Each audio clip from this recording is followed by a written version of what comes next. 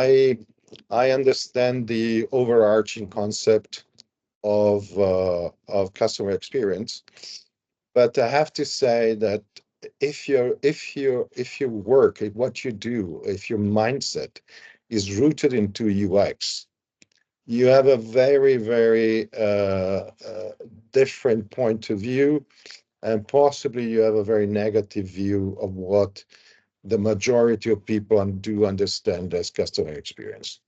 Because I would say that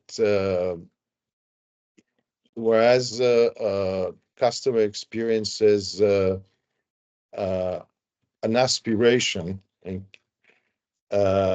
UX is perspiration. There is a lot of detailed work that you do when you build a user experience. So customer experience is a kind of generic concept that is usually measured against customer satisfaction and an NPS. And the level of detail that the CX professionals do put when they design customer experience is a fraction of what is needed to have something that is decent on the side of UX.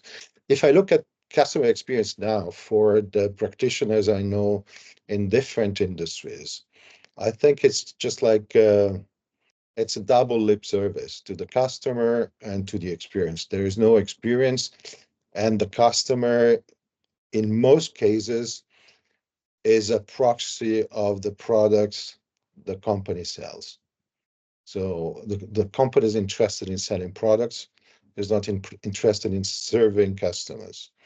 So you measure loyalty in terms of cross-selling, in terms of product holding.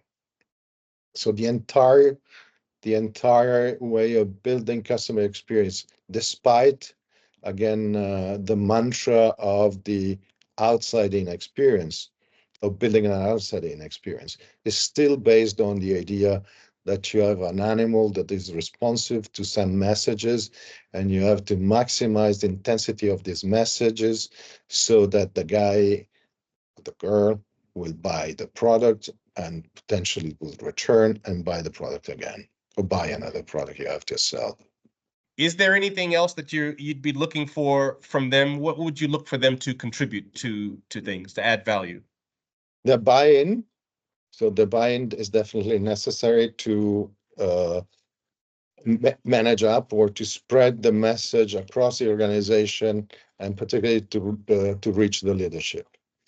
They can still simplify complex concepts for a CEO or a general manager or a CIO.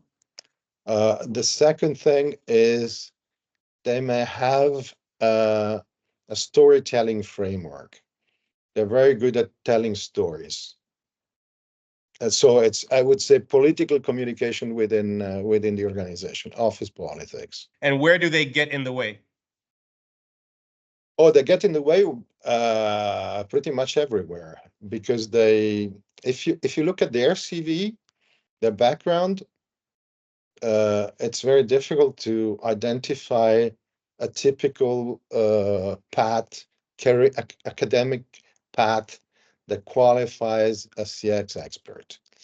And they get in the way with their inaccuracy, with the gap between the big concepts and the reality of making things.